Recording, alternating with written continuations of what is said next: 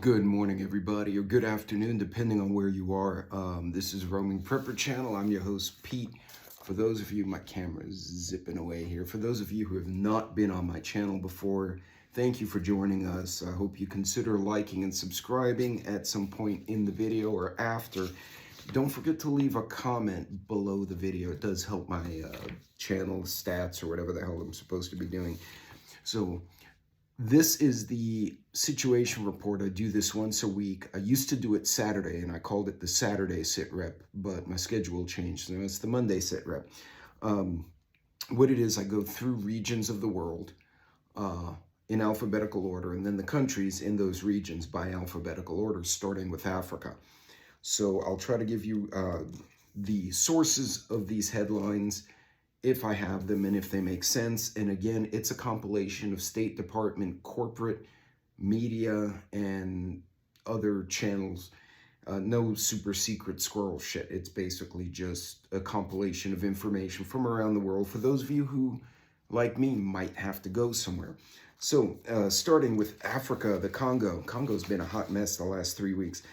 DR Congo's rebels vow to take Kinshasa after claiming the capture of Goma.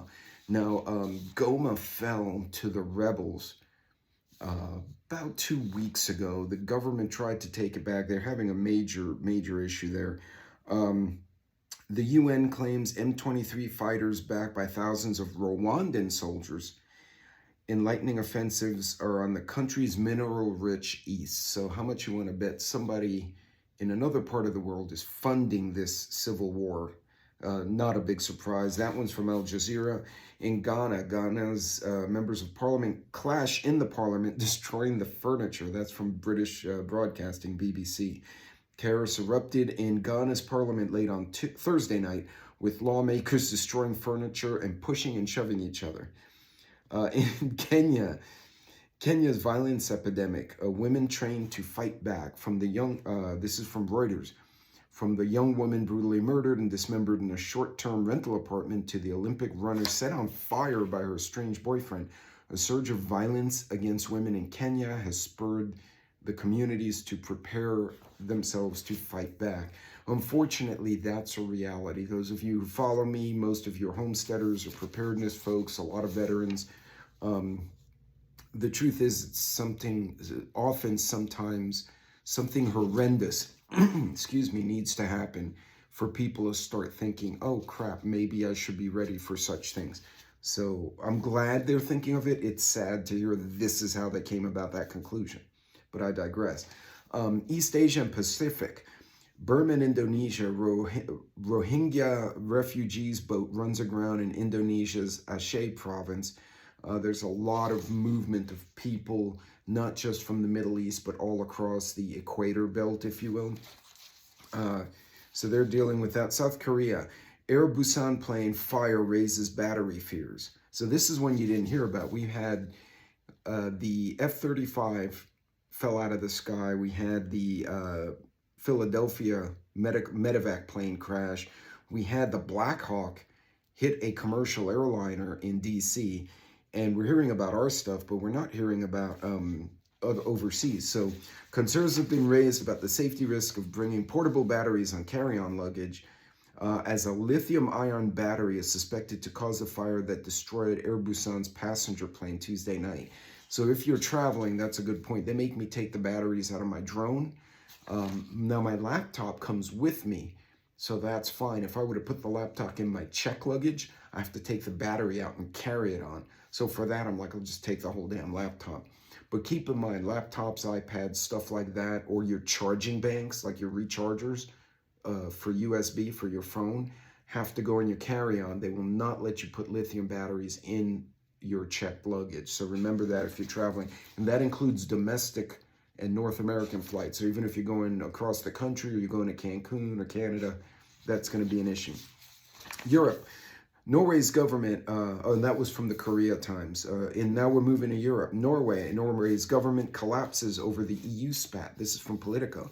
The Norwegian government collapsed Thursday after the Eurosceptic Centre Party left the two-party coalition after weeks of brawling over the adoption of 3 EU energy directives. So the EU is pushing a very hard green energy, but they don't have a viable alternative already in place. And what it's doing is causing problems to the people and the economy. And as such, what is going on here? That's yeah, that's what I was looking for, is my map. I'm going to be looking at that later. Anyway, this is from Politico. So yeah, a lot of the European Union countries, including Poland and Hungary, have been now punching back against the EU, saying, no, we're not doing this.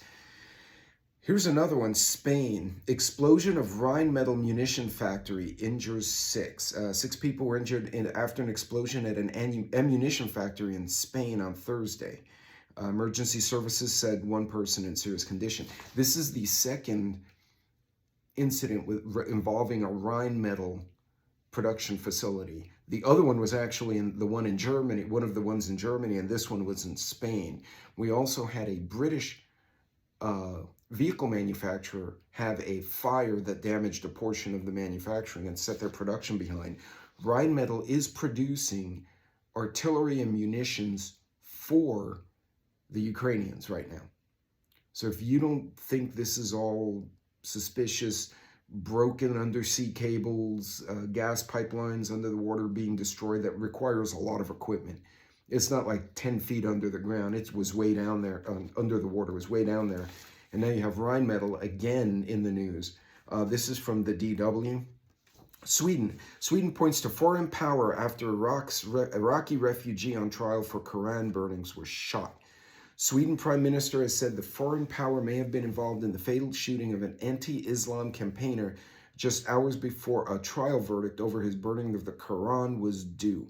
So this was an Iraqi refugee who burned the Quran in protest of the behaviors of the governments in the Middle East because of their interpretation of the Quran. And he got brought to trial because it's a hate crime technically in that country. Like here you can burn whatever the hell you want, and if people get upset, you just, I guess you fight with them or something. But in that country, no. This is from The Guardian from the UK. He was supposed to get his verdict, and he was out doing a talk, and they killed him. So I wonder, it could have been any one of, we like to blame Iran. I could see the Saudis doing this too. The Saudis already killed a reporter in the UK, so they wouldn't put it past them. Anyway, moving on. Middle East and North Africa, speaking of the Middle East. Israel, Lebanon. Israel says it struck multiple Hezbollah targets in Lebanon's Bekaa Valley. This is from the Arab News. Israeli military said Friday it struck multiple Hezbollah targets 2 months after fragile ceasefire. So I guess the ceasefire is over. Syria's new Islamist rulers to roll back state with privatizations, public sector layoffs. Syria's new Islamist leaders are undertaking a radical overhaul of the country's broken economy, including plans to fire a third of all public sector workers and privatizing state-run companies dominant during half a century of Assad family rule. That doesn't sound radical Islamist. Now, hear me out here. This guy in Syria, college-educated, militarily and tactically trained in the Western school of warfare, winds up taking over not Al-Qaeda, but an affiliate, made them really good at what they did. They wound up ousting everyone else, including the Iranians and Assad. Now he's in power. And he's young. He's Western educated. You see where I'm going with this? Don't tell me one of our friends or we don't have our hands in this. It's known Assad had chemical weapons. Instead of us invading, maybe we just created a new government. It would not be the first time. Certainly the Russians didn't want this, so I could only point to the NATO side. But anyway, just my thoughts. Anyway, that's from Reuters. Now moving on to South and Central Asia and Pakistan. 2 Pakistani soldiers, 6 militants killed in a raid in the northwest because Pakistan is a hot mess. Western Hemisphere, now coming to our part of the world. Argentina's central bank cuts interest rates to 29% from 32%. The central bank cut its benchmark interest rate by 300 basis points to settle at 29%. It announced in a statement on Thursday as inflation continues to come down in South America's #2 economy. Milani, whatever, that new president, the businessman who said he was an anarchistic capitalist, I believe is what he used, has absolutely turned their country around, economically speaking. It was tough. The first year, the people were not happy, but he did the right things, he said the right things, and the people are happy. Something to be said. Anyway, Colombia, he also cut government spending massively. Like, he literally removed he went from 27 like departments in their country down there to 9. He just basically fired the people. He said, go find real jobs. So he ran them off. Colombia, and that's from Reuters. Colombia, armed groups are terrorizing Colombia's border with Venezuela. The government has declared a state of internal commotion. That's a new one. In response to the worst humanitarian crisis in decades. That's The Economist. You want to destabilize a country, you create internal problems by dropping a shit ton of people that don't want to integrate there, and they cause trouble. And we all know that Tren de Aragua and these other narco gangs are really an extension of the Venezuelan government. So what's sad, Venezuela was the #1 economy in South America once upon a time, and it was #3 behind the US, Canada. They were bigger than Mexico at one point, believe it or not, in their general economy and GDP, and they were in the top 10 in the world. And then they got a communist dictator. Well, he was socialist until he got in power. Then he became Stalin, and this is what happens. I'll never change my view on that. It's just every country communist has gone into. I've dealt with it personally with friends and family from Cuba and Venezuela and Colombia and Argentina. They went too far left, and granted, run-amok companies are not great either, but I digress. Yeah, because then you have what happened in India, and the companies poison everyone by accident because they're stupid. Anyway, yeah, that's going to be interesting, Colombia. And they're probably fighting over cocaine too. Ecuador, divided Ecuador presidential polls show likely win for Noboa after a runoff. Noboa looks set to win a full 4-year term on the February 9th election. Runoff contest against the leftist Luisa Gonzalez. That would be the 4th leftist leader who has been ousted. El Salvador? No. Peru? El Salvador? Argentina? Yeah, and Ecuador. Yeah, they're kicking the communists out on their own, and no wars, which is pretty cool. El Salvador, Bukele rewrites constitution to allow changes at will. That's not good. On Wednesday, the Bukele-controlled legislature changed the Salvadoran constitution to allow for express constitutional changes in a nearly single-party state. So basically, the constitution doesn't mean anything in that country because there's no checks and balances. So El Salvador is kind of screwed. Mexico's economy shrank in late 2024. This is the Mexico Daily News. The Mexican economy contracted on a sequential basis for the first time in more than 3 years in the final quarter of 24, according to preliminary data. Moving on, Nicaragua. This is from AP News. Nicaragua makes Daniel Ortega and his wife Murillo co-presidents, fueling democratic rebuke. Daniel Ortega, isn't that the son of Manuel Ortega, the dictator? Wow, they're just keep flushing the toilet on themselves, don't they? Okay, moving on. Panama's president, there will be no negotiation of ownership about the canal. From AP News. Panama's president, Raul Mulino, said Thursday there will be no negotiation over ownership of the canal. And then St. Kitts, it's a Caribbean nation. I didn't even know that existed until I just read that. I knew about Trinidad and Tobago and St. Lucia, St. Kitts and Nevis. Caribbean nation of St. Kitts launches investigation after 19 people found dead in a drifting vessel.